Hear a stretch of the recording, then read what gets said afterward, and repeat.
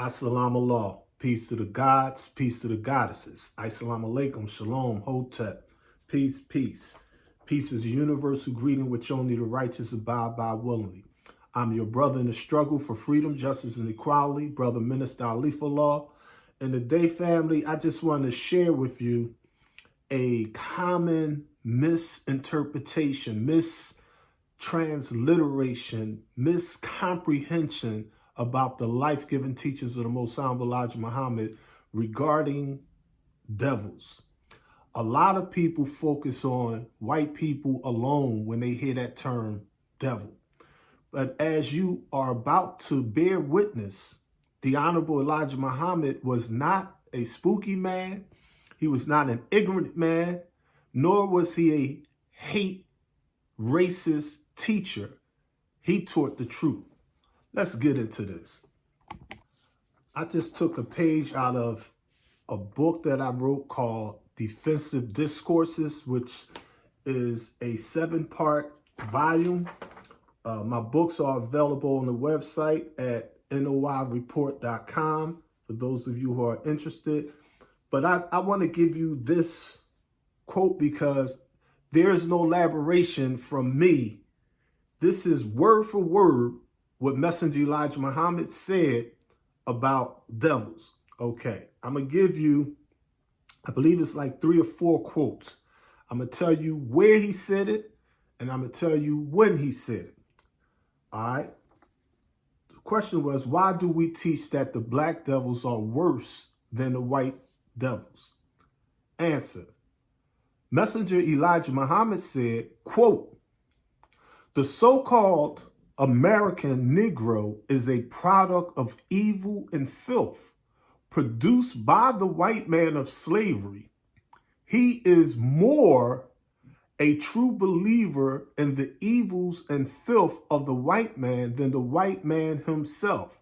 As it is written in the Bible, when he, meaning the devil, makes a convert, he makes him 7 times more the child of hell than himself. This is the so-called American Negro. He is turned into a person 7 times worse than he originally was."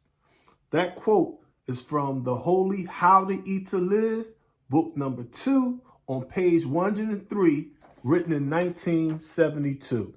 Let us move on. This is the next quote from the messenger. He says, and I quote him, "It is clear that the black people in America are the most awful self-haters on the planet Earth.